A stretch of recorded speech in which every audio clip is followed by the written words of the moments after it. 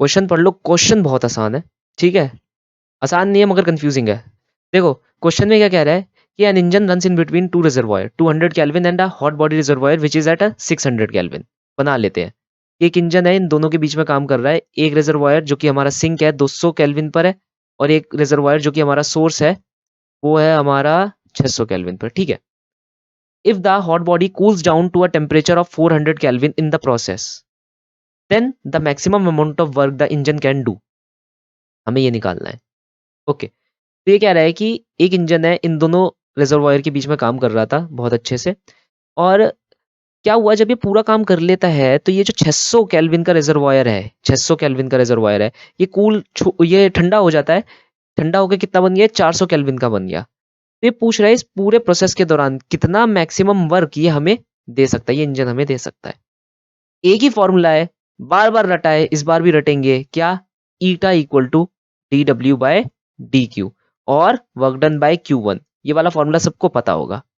इसकी differential form मैंने यहां पर लिख दी कि eta is equal to D W by D Q, कि भाई अगर मैं छोटा सा यहां पर से हीट ले रहा हूं तो छोटा सा ही वर्क ये देगा इंजन हमें, है कि नहीं। तो मैं ये लिख सकता हूं, ये हो गई हमारी एफिशिएंसी। एफिशिएंसी का फॉर्मूला क्या होता है, Q one minus Q two upon Q one, और इसे ऐसे लिख सकता हूं 1 minus Q two upon Q one, है कि नहीं। अब तुम कहोगे वो तो ठीक है, लेकिन यूज क्या करे, अब इसमें फायदा क्या हुआ। देखो फायदा ये हुआ, अगर मैं थोड़ा सा रीअरेंजमेंट करूं तो मेरे पास वर्क का फॉर्मूला निकल कर आ जाएगा 1 minus Q two by Q one into D Q. अब सबसे पहली बात है, यहाँ एक इंटीग्रेशन की प्रॉब्लम चल रही है। चेंज क्या हो रहा है, यहाँ टेम्परेचर में चेंज आ रहा है, 600 से 400 जा रहा है वो, है कि नहीं। या टेम्परेचर में चेंज आ रहा है, 600 से 400 जा रहा है, ठीक है।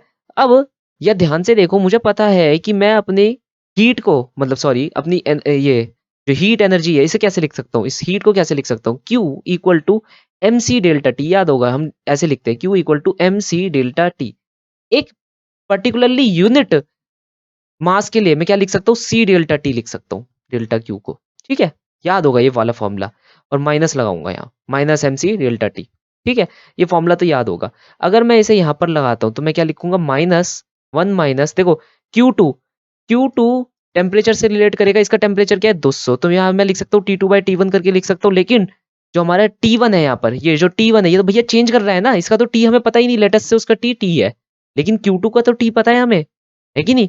वो तो दे रखा है 200 केल्विन, वो तो फिक्स रहेगा। तो ये हो जाएगा 200 इंटू सी, सी कितना है 1 जूल केल्विन, अपॉन इसका टी सोर्स का, डी क्यू के लिए क्या हो जाएगा, एम सी डेल्टा टी। सी हमें दे रखा है 1 जूल पर केल्विन, ये आ गया 1 माइनस डी टी, ठीक है।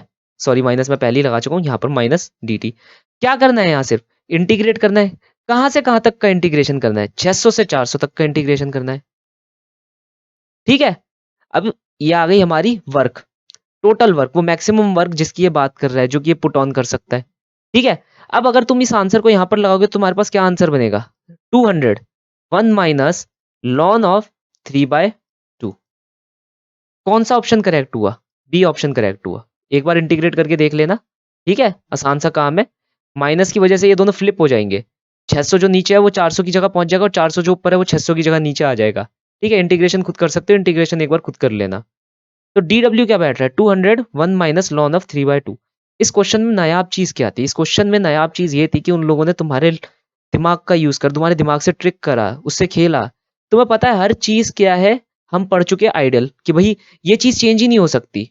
ये जो 600 है यहाँ पर, जो सोर्स और सिंक है चेंज ही नहीं हो सकते। उन्होंने इस वक्त यही करा, उन्होंने इसे ही चेंज कर दिया। उसने कहा ठीक है भाई, मैं सोर्स को ही चेंज कर देता हूँ, अब आंसर निकाल कर दिखा। तो डरने की कोई बात नहीं है।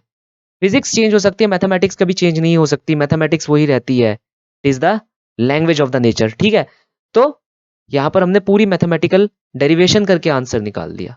इजी क्वेश्चन था, तुम भी कर सकते हो, ठीक है। इस वाले क्वेश्चन में देखो, अ क्लॉक टावर घंटाघर of Dehradun is famous for the sound of its bell which can be heard ably faintly up to the outskirt of the city 8 kilometer away.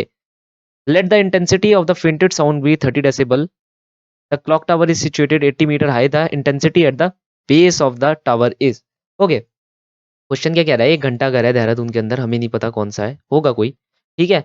जब तुम आउटस्कर्ट्स पर हो शहर के, मतलब तुम बॉर्डर पर खड़े हो शहर के, जहां पर शहर एंड कर रहा है, तो तुम जब इसकी आवाज सुनते हो, तुम कह रहे हो कि आवाज आ रही है 30 डेसिबल्स। अब सर ने ये बोला है कि भाई तुम इसके नीचे खड़े हो जाओ घंटा घर के, ठीक है, और अब बताओ कितनी आवाज तुम्हें सुनाई दे रही है। तो हमें भी पता है, तुम्हें भी पता है, एकदम से तुम बहरे हो सकते हो अगर ज्यादा तेज आवाज हुई। तो इसलिए ताकि हम बचे, हम क्या करेंगे, फिजिक्स का यूज करेंगे। फिजिक्स में क्या यूज करेंगे हम यूज करेंगे पर्टिकुलरली अपने कंसेप्ट का जो हमने वेव के अंदर पढ़ा है। क्या कंसेप्ट वेव के अंदर हमने पढ़ा है? हमने पढ़ा है कि लाउडनेस हम ऐसे इस पर्टिकुलर फॉर्मूला से मेजर कर सकते हैं, ठीक है, जहां पर बीटा क्या है, लाउडनेस बताती है, आई हमारी इंटेंसिटी है, आई नॉट हमारी मेन इनिशियल इंटेंसिटी है, ठीक है। ये हमने पर्टिकुलर फॉर्मूला हमने पढ़ा है। अब ये क्या कह रहा है, ये कह रहा है तुम ये बताओ जब तुम नीचे खड़े होंगे, यहां पर खड़े होंगे, ठीक है, उसके बेस पर खड़े होंगे, तब कितनी लाउडनेस तुम्हारे को सुनाई देगी, ठीक है। तो हम कहते हैं कि लेटस से हमें एक्स लाउडनेस यहां पर सुनाई दे रही है, तो हमने लिख दिया formula X equal to 10 log to the base 10 I by I naught. और यहां हम बेस पर खड़े हैं, तो इसको मैं लिख देता हूं आई ऑफ बेस, ठीक है, I of base by I naught. अब जब मैं बॉर्डर पर खड़ा हूं, तो क्योंकि वहां पर 30 डेसिबल्स आ रही है, तो मैं यहां लिख देता हूं भाई 30 decibels should be equal to 10 log to the base 10 I at the border upon I naught. ये मैं यहां पर लिख सकता हूं। अब यहां पर मैं जानता हूं कि आई का फॉर्मूला क्या होता है, आई होता है पावर अपॉन 4 पाई d स्क्वायर, ठीक है, पावर अपॉन 4 पाई d स्क्वायर। डी क्या है हमारा, distance from the source itself, है ना, सोर्स से जो भी हमारा डिस्टेंस होता जाता है। अब अगर मैं लिखूं बेस के लिए, तो आई फॉर बेस क्या हो जाएगा, पावर अपॉन 4 पाई d स्क्वायर। डी कितना है हमारा बेस के लिए, 80 मीटर, तो 80 का whole square. I for border कितना हो जाएगा, पावर अपॉन 4 पाई, 8 किलोमीटर का बॉर्डर है, 8 किलोमीटर के डिस्टेंस पर यहां से, तो 8000 मीटर का होल स्क्वायर, ठीक है। ये हमारे पास आई निकल कर आ गए। ये आ गई हमारे पास पहली इक्वेशन, ये आ गई हमारे पास दूसरी इक्वेशन। तो मैं कह सकता हूं equation number 1 minus equation number 2, तो ये आएगा x minus 30 must be equal to 10 और log to the base 10 I of base I naught minus log to the base 10 I of border upon I naught, है कि नहीं। तो मैं लिख सकता हूं x minus 30 must be equal to, फिर log की प्रॉपर्टी लगा दूंगा, 10 यहां पर लिख रहा हूं मैं, log I base upon I border. ये आ जाएगा मेरा आंसर, ये बन जाएगा मेरा रिजल्टेंट एक्सप्रेशन। तुम जानते हो log a minus log b, log a by b हो जाता है कि नहीं, ये मुझे पता ही है, log a minus log b, log a by b हो जाता है, ये मुझे पता ही है कि नहीं। ये वाला फॉर्मूला बस मैंने यहाँ पर लगा दिया है ना। अब मैं क्या करूंगा, सिंपल कैलकुलेशन का यूज करते हुए अपना आंसर निकाल लूंगा। कैसे, यह हुआ x minus 30 equal to 10 log I base कितना है, देखो I is inversely proportional to D square के हिसाब से आ रहा था, पिछली बार तुमने यहाँ पर रिलेशन देख लिया है, ये रिलेशन देख लिया है। तो जस्ट मैं ये वाले वैल्यूज यहाँ पुट करने वाला हूँ, ये आई बेस की वैल्यू है, ये आई बॉर्डर की वैल्यू है, ठीक है, ये वैल्यू मैं यहाँ पर पुट करने वाला हूँ। तो बेस कितनी दूरी पर था, 80 की स्क्वायर, और बॉर्डर कितनी दूरी पर है, 8000 की स्क्वायर, ठीक है।